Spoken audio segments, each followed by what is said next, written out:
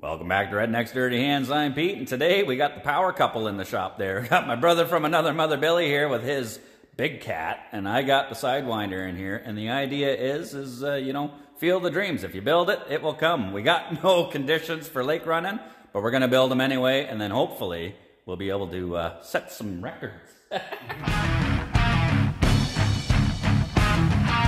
All right, so I got, that was JP's sidewinder. We did the old switcheroo. He's got mine, I got his.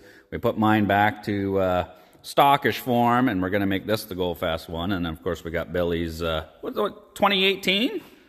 17. ZR 9000 with quite a few goodies on there, right? The plan is to add a few more. There's a porcupine of a track back there with some bigger drive cogs. So 138 miles an hour just wasn't fast enough, eh? Yeah, gotta break 140. Break something. So yeah, Billy bought this one, and then he sent her up to Ben at Turbodynamics Quebec there and had him do quite a few things to this, and they got it set up, and he was running 135, 136 mile an hour consistently in the quarter mile. Almost set the North Bay speed run record. We was chasing it, couldn't quite get it. Prevost helped get it to 136. That's right, yeah, he was helping you out. Got the, did the valve springs and all that stuff on it, right? The retainer set and all that, and got 136 mile an hour out of her. That's flying. Good group of fellas, Everybody's trying to get Billy to go fast. Last year, gave him the gears out of my sled, got him up to, I think, 138 was the fastest? 138.4 on the GPS. 138.4. Now, what was the record in MBSSR or whatever there before? 137.1 or something like that. Oh, so... Little Tommy Knight. So you're faster. I guess that's why they shut her down. And there's video proof of that 138 mile an hour in the quarter, isn't there, Billy? Oh, yes. It's got all the typical goodies, STM clutches, cold air intake, fuel regulator, upgraded pump, all that good stuff, but we need a little more jam, right? A lot more. A lot more. So we're hoping... Never fast enough. That's right.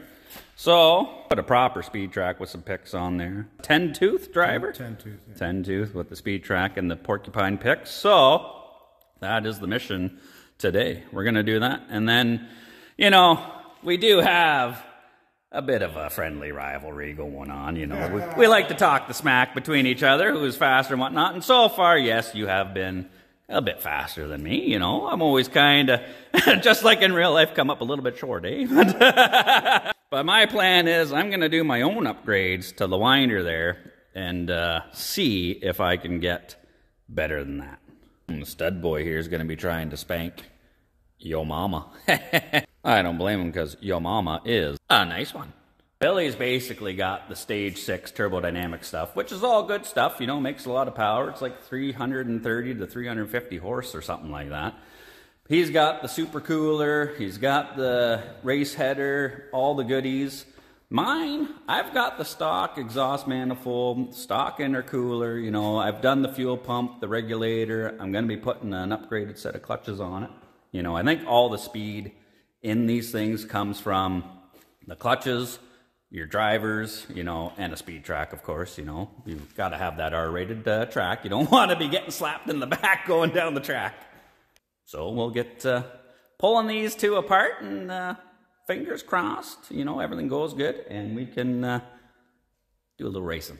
So we're just stripping her down, pulling the chain case apart. We're going to get ready to pull the drive shaft out. Billy's working on getting the caliper and the brake gun done there, and then, yeah, we're going to be swapping out. That's a 136 252 pitch, 10-tooth 252 drivers, replacing the original 137 286 pitch. So, doing 138 and planning on doing 140 mile an hour, not a wise idea without a proper speed track. So, that's kind of the reason we're doing this.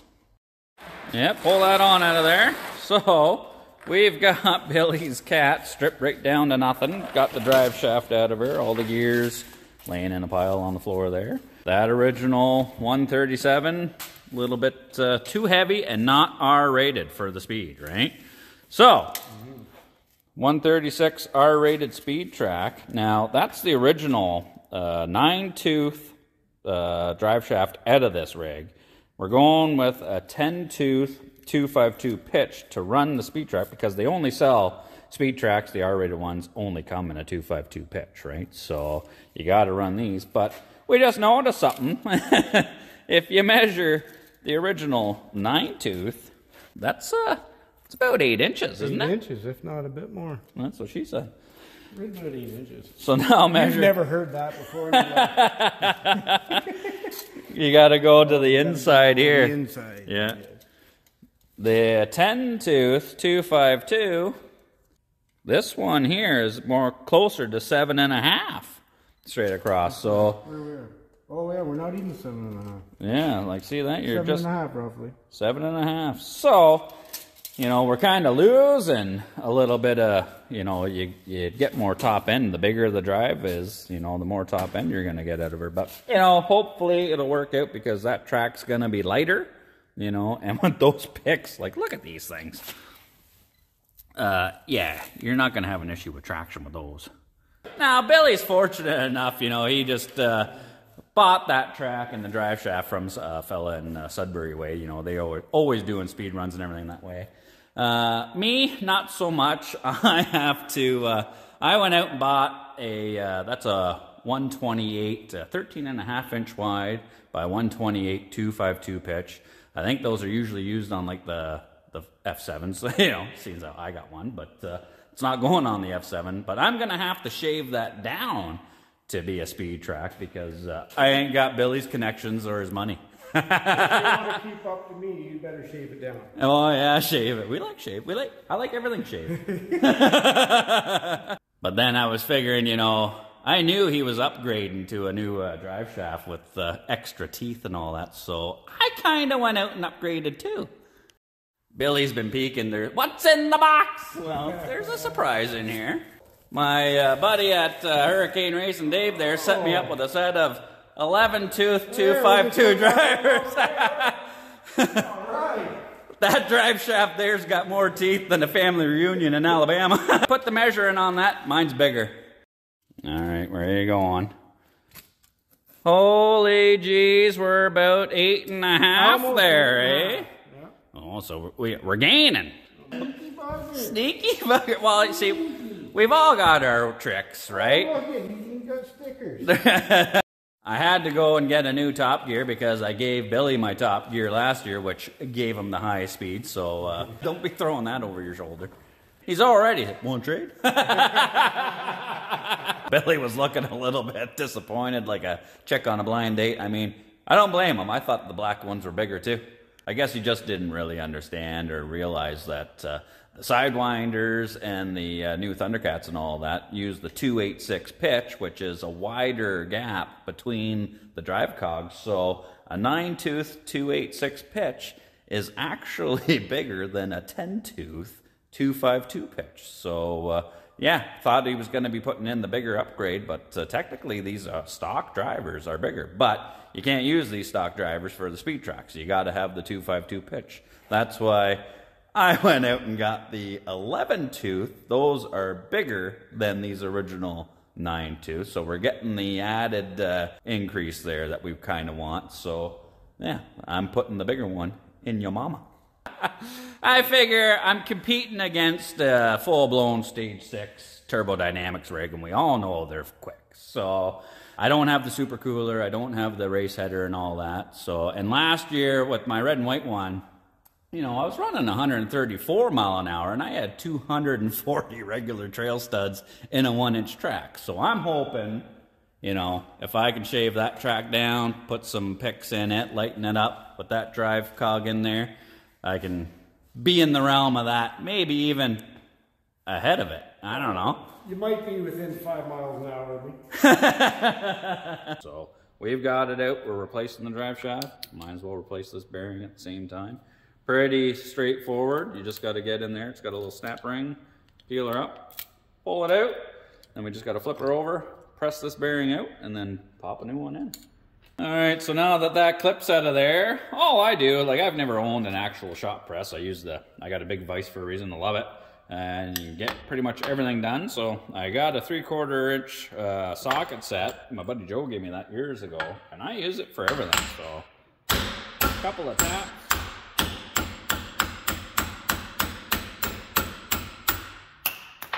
Just like so. There's the bearing out. Now this one actually feels pretty good, but I mean, hey, when in Rome, just wipe the inside out with a rag, get her nice and clean. New bearing can go in there, and same thing with the big vise. We can just stack the old bearing up on top, put her in the jaws, crank her down. We should be good. Just gotta line it up, make sure everything's straight.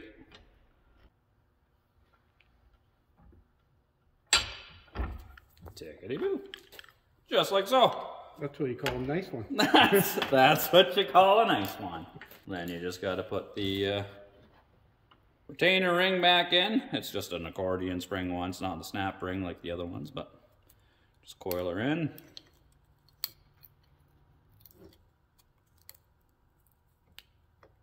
Good to go. Well, we got the track in, Billy's, and to say that was a tight fight is an understatement. Yeah, that took quite a bit of dinking around to try and get that in there. And that's converting 137. We put a 136 on a 137 skid. You know, the drive cogs were actually a little bit smaller than the original one, so we figured we wouldn't have a huge issue there. But yeah, that back axle is backed off all the way, and it was already pretty much guitar string tight. Now, when you're doing these huge speed runs, you know, on these things, you want these tracks as tight can be, because they will balloon out at, you know, we're doing like 140 mile an hour. We're hoping we're going to be doing 140 or more. So yeah, you got to run them super duper tight, which, you know, we're going to be in luck that way. So I don't know what my plan of putting those big drivers on that one with the 128, you know, same thing as this one. We're going to be going an inch shorter on the track. This thing was a bear to get in there. I don't know, because I'm going with the bigger drivers, and I plan on putting bigger wheels in the back too, 9-inch wheels there, so I don't know if that thing's going to fit. I mean, the plan is to put this big shaft in Yo Mama, but I don't know if it's going to fit. We might have to buy her a drink or two first. Now that Billy's is all set and we got the track and everything on there, now we got to get Yo Mama's butt up in the air and pull that skid out, get the drive shaft ripped out of it, get the track out of there, and see if we can get that R-rated 128 in there with those big drivers and those big back wheels. Track's already pretty loose on here, but we'll back her off a little more.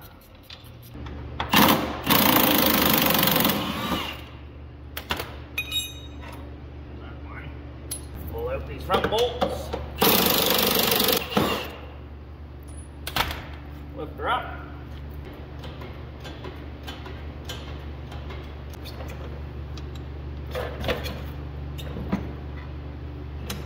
Come on. Yeah, that 128 is gonna be tight. Oh, yeah. Now we gotta pull the chain case apart, so pop off the plastics. Foot well out.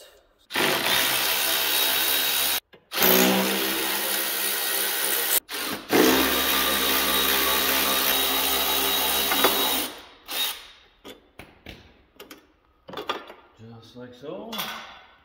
Then I take my hose pinchers here, just clamp them onto the rubber oil lines. The oil tank is part of the chain case cover, so you want to undo all these the black looking Torx bolts. You don't want to separate it here. You want to take the whole thing as an assembly. So I'm going to pinch these off so we don't spill too much oil. We got to pull the reverse motor off. Just like so. And you got to pop the little gear that works the reverse fork inside. Alright, we got all those out, so we'll just crack her loose, let it drain. Oh yeah, all over the place. Nice one. And now we just gotta pull these wires out of the way and pull this chain case and oil tank assembly right out of there.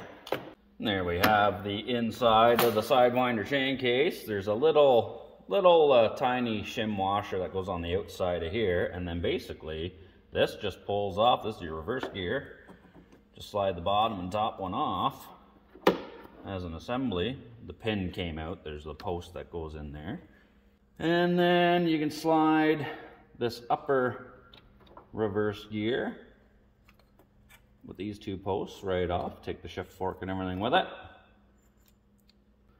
And then you can just back off your tensioner. This one's already been tack welded, the little bolt. There's a lot of guys having issues. This bolt would back off, and then obviously you know what would happen there. It falls out and turns this into a maraca. So we can back that off, and then there's a snap ring up here to get that guy off. Snap ring on the bottom gear, and let's do that. Let me find a 9/16 or 14 mil wrench for that. There we go, thread that out. You can kind of see here, I've welded a piece of flat bar there just to extend it down, because without changing the original chain, I got a 38 bottom tooth on here, and that's, I believe, a 22 top. I'm going to be putting a 24 top tooth on there, but because I had the smaller sprockets on it, this gets kind of maxed out, and the bolt was kind of right on the edge of it. So I welded that on there so the bolt was pushing on something a little more solid. There's a clip on top, little washer.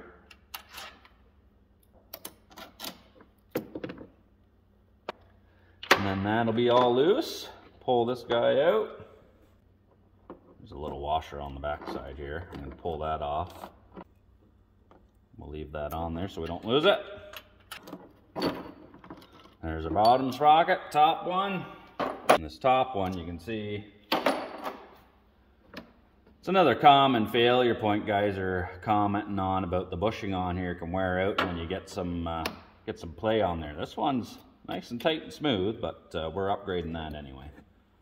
They come stock with a 21 top tooth, but I don't know if you can see that there.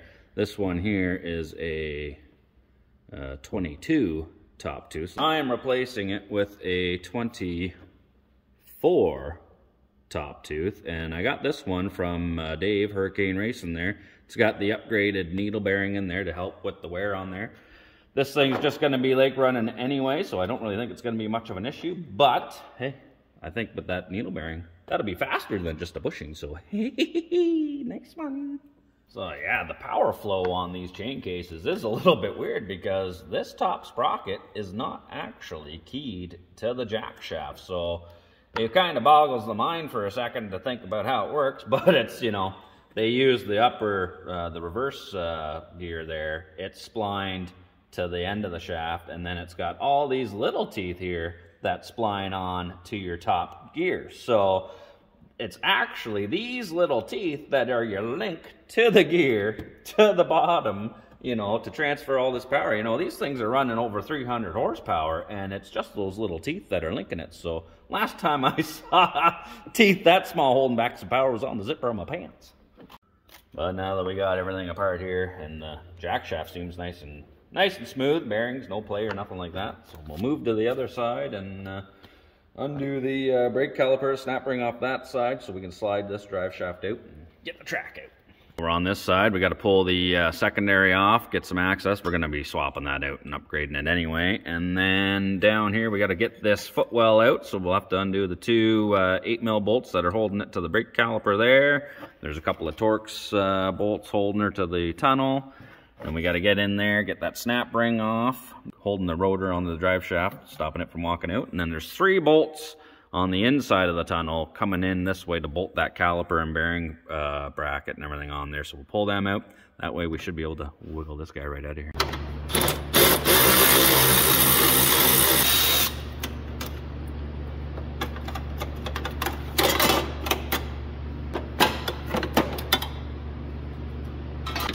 Get at these 10mm bolts.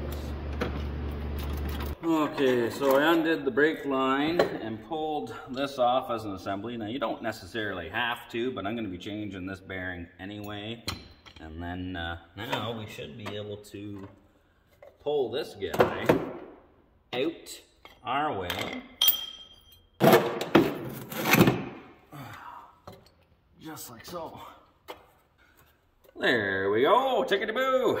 Well, now we got the 3 drive shafts out. That's Billy's original one. You can see, you know, the pitting in there and, you know, bit loose, bit sloppy. There's JP's. We welded that once already, and you can see it's already carving a groove in there after the times we've done that. And yeah, like that's floppy. And then the brand new one, super tight. That's why the new guys have drive shaft savers for these things. It's got the bigger collar. I think you can lock it to the shaft. It's definitely an upgrade you might want to think about doing for your sidewinder or your Thundercat. And then the new shaft, you know, they're hollow. Didn't come with the Speedo thing, so I just got to pop that out of mine. That's just a rubber plug with the magnets or whatever in there. So I just basically got to pull that out, stick it in there. Okay, so dragged the 129 original track out of there, and then we got the 128 made in the US of A. High performance, 91, 94 R rated. Just like the movies I wasn't allowed to watch growing up. And this one here, it is fully clipped. And the other beauty part is this one here is narrower than the original tracks. This is a 13.5. So we're saving weight there. So we just did the same thing, popped the new bearing like we did in Billy's there, and then we got the nice drilled lighter weight rotor on there too. Billy's got the solid rotor on there, so we got a little bit less rotating mass going on this one. And now we are gonna put this back together with our new 24 top tooth and the 38 bottom tooth. So we'll just set that guy in there. Get that hanging. Get this fella started on the bottom.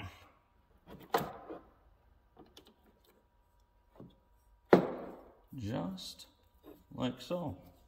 Nice one. And then we put this washer up on the top one. The little snap ring on there. Just like so. Tickety-boo. Then we can run this adjuster in, tighten her up.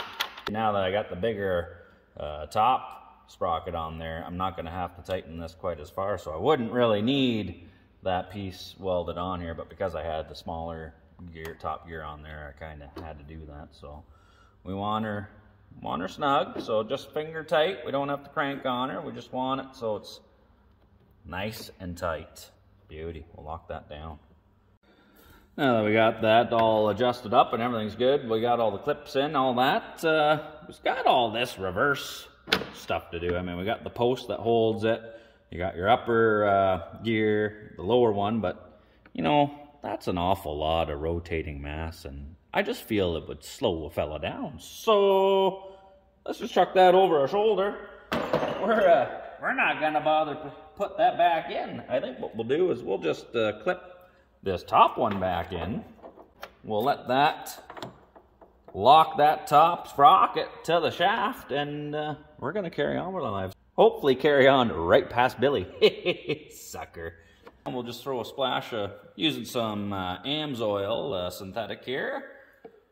You gotta fill it in through the reverse motor. We just want enough so it's just hitting the bottom of the sight glass there. We don't want too much oil in there. That'll slow you down. Now that we got her all topped up, we gotta stick this fella back in here, the detent. We are gonna put the electric motor back in just so no one's the wiser. And then even though we bolted it back in, we're not going to be plugging it back in. We don't want to accidentally hit the reverse button and take her out. So this guy, not getting plugged in. Just like so. It's all back together. The track's just dangling there. So now we got to see if we can jam this skid back in yo mama. I got a feeling this is going to be like jamming 5 pounds of crap in a 10-pound bag, but we'll see. Already found out we got a bit of an issue. I got the 9-inch wheels in there, and yeah, underneath the rails, there's a bigger gap that I'm fixing on putting between me and Billy down the track. So that ain't gonna work. I'm gonna have to modify the slot there. I'm gonna have to make a new slot, raise it up, and maybe push it ahead so I can get those wheels a little bit further, and then I'm going to have to make a new adjuster block. You know, same thing, move it up in line with the axle. So, yeah, slightly modified I'm going to have to do here, but it's going to be worth it. Your mama's going to be flying. See ya, buddy. You can see with the 9-inch wheels sitting in there, look at the gap. Like, it's not even touching the table until the front, you know, so we only got that wheel touching, and then you'd have those wheels touching. So that's no good. Can't run her like that. So I am going to move this slot up here to raise the wheel, and I'll move it forward a bit to tuck her in tighter to the rail, so we'll have some adjustment. And then these are the original adjuster blocks. They just slip in there. I've got this chunk of aluminum. I will make 2 new aluminum blocks that will slide in there, and then I'll notch it up here, and I'll thread the back section to put the adjuster in to push on that. So at least I'll be able to adjust it. That'll be higher, that'll sit lower. I just pulled the end caps off, so that'll sit down in the middle, and you can kind of see. So if I move this slot up and the wheel forward, that's kind of how I'm going to want it sitting, and that'll be lifted up a little bit, because that's actually, the rails are sitting a little bit lower than what they will be once I put the slot in. So that'll lift up a little bit. So it should all work out, and then that tucks those wheels in nice and tight, so I'll still have some adjustment to tighten her up, and yeah, fingers crossed this all works. Well, as Red Green always says, if the women don't find you handsome, they should at least find you handy. And I think I just made some handy work of this fella, because now I've moved that axle up, and you can see that is sitting dead nuts flat now. So that wheel's touching now, that wheel's touching now. I'm probably going to add an extra wheel here, and we're perfect. Like, she's just off a little bit. And now with that in the all the way forward position, it's just clearing the rail, so I can get those wheels nice and tight. So I got my big 9-inch wheels there, because I'm going to have the big, you know, almost 9-inch drive cogs there. You know, I think they're 8.5 or something like that. So this is going to be nice and efficient. All I did was just measure everything so it's equal side to side, moved the slot up, you know, centered it in, moved it a little bit forward, and then, you know, took the original, that's your original adjuster that sits in there, peeled it out, and I machined my own block, put a hole in there, so now that keys into there. I can reuse the original adjuster bolt through that hole to push that axle back, and yeah, rock and roll. All right, I know this is going to be a huge pain in the ass, but I don't know. Let's see if this thing will get in here. Oh.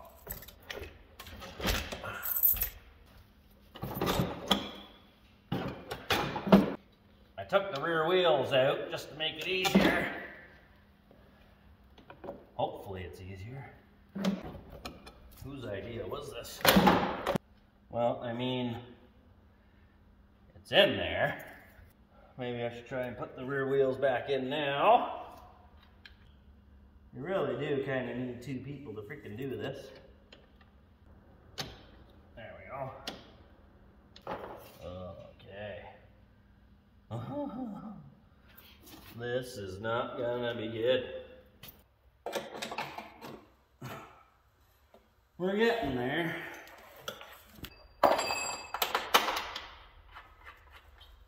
Got those started anyway.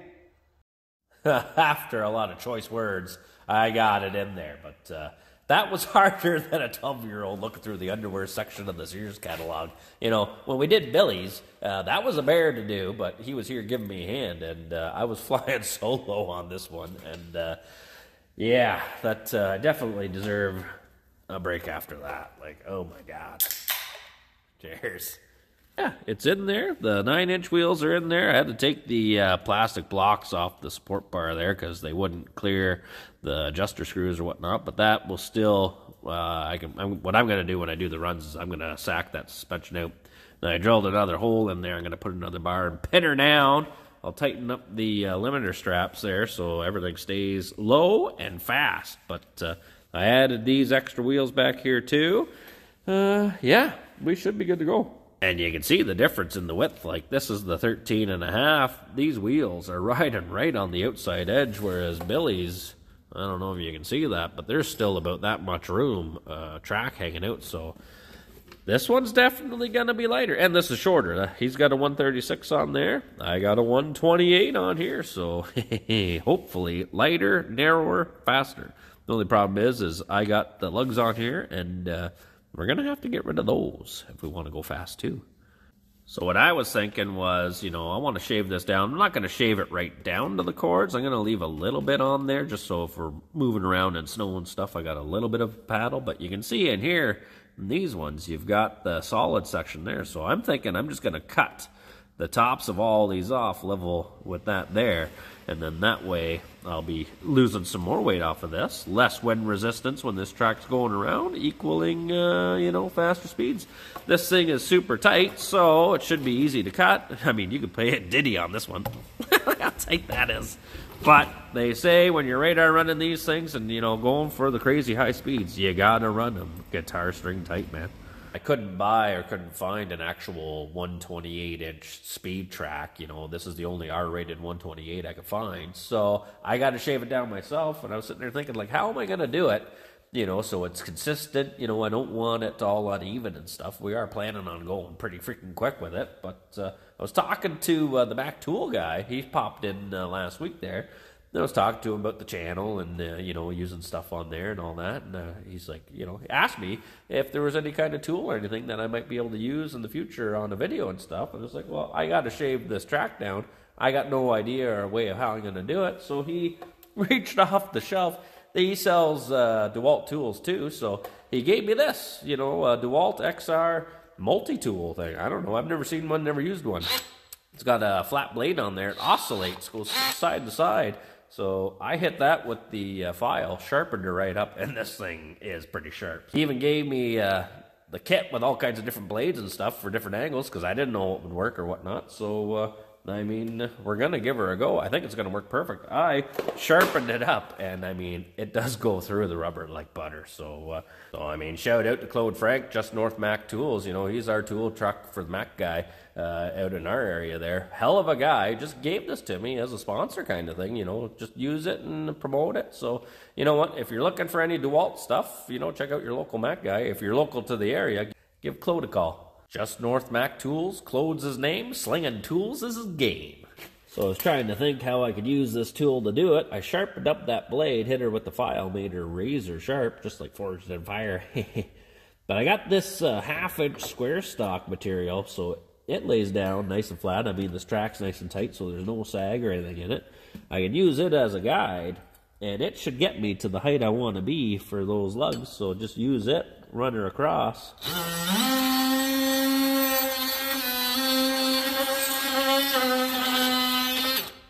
And it goes through that like butter. Look at that. Nice one.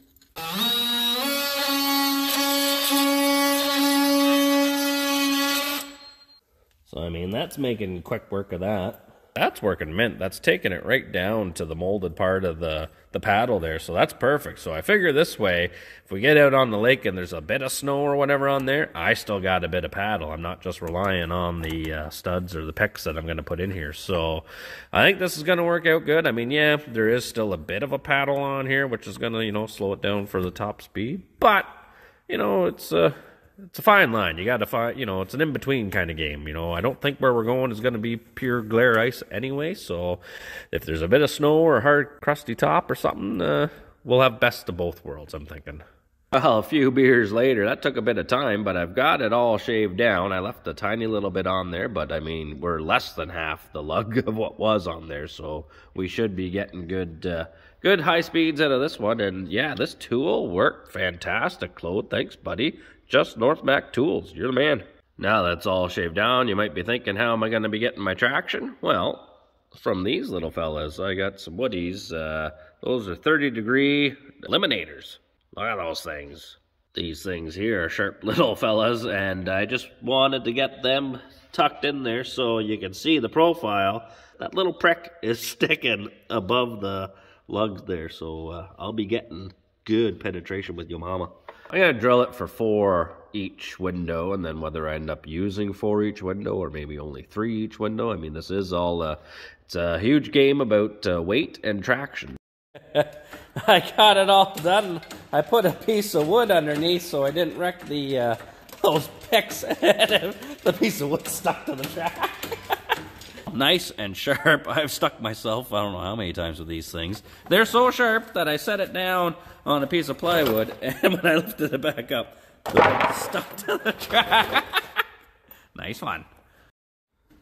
Then with it down on the ground now, you can see how the back of that track, the transition's nice and smooth there with those big wheels, and it's sacked down, so it's more like a conveyor belt, which should be fast. Not as fast as this one. Now, Billy and I have been working late on these sleds to get them going, but unfortunately we got the news that the family day radar runs that we usually go to at Pleasant Point, they have been canceled because, yeah, winter's like almost over here. We're losing all our snow. It's been raining, you know, plus 10 degrees, so not too sure if we're even going to be able to run these things anywhere. Well, yeah, we've been having fun working on these sleds. We got both tracks swapped over, got the big wheels in mine. Everything worked out. I didn't think it was. I thought it was going to be a bit of a pain in the ass. It was a pain in the ass, but managed to make it work. Unfortunately, you know, the weather's not really cooperating for getting out on the lakes and doing some runs, but we're hoping we can get out there and test these things and lay some serious numbers down. In case anybody in the southern Ontario knows of anywhere where we can do some radar running, hit us up, because we want to go, and we want to go fast. So as always, thanks for tuning in. You know, there's still some things we got to do these to finish them up, but I mean, this video is already getting pretty long, so we'll finish that up in the next one. But if you're not subscribed, please consider doing so. You know, we enjoy doing these videos, having a lot of fun, and as always, take her easy.